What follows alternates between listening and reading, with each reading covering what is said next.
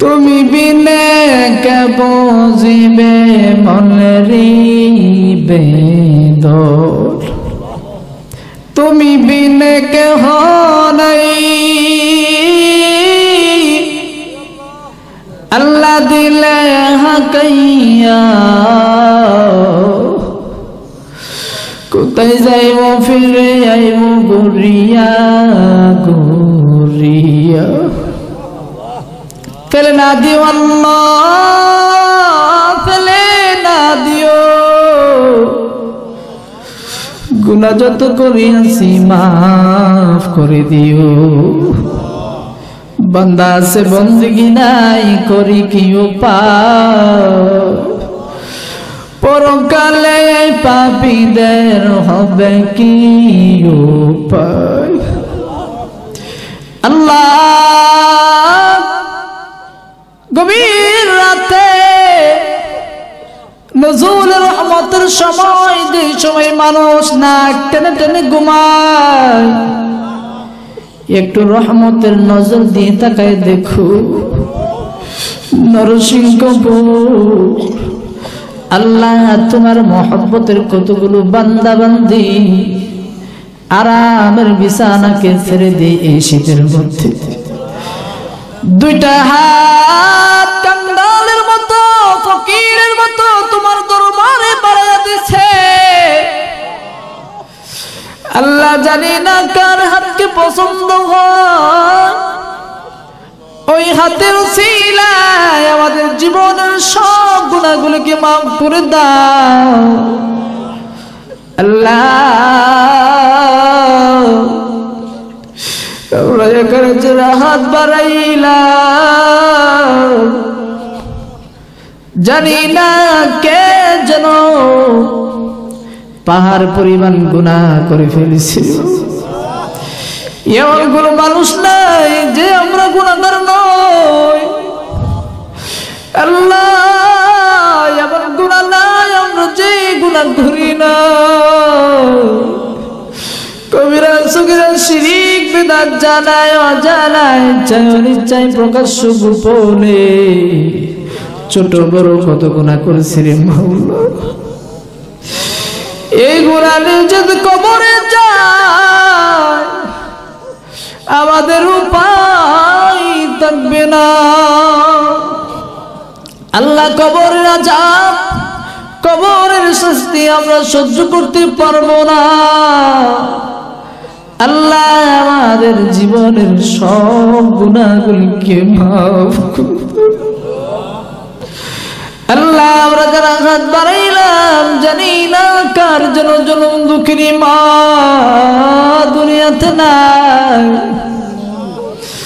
আল্লাহ, জানি না কার যেন আদরের হাব্বা দুনিয়াতে নাই আল্লাহ, জানি না কার জন্য আব্বা আমার কবরে জাহান্নামের আগুন দাও দাও দাও দাও করে করতেছে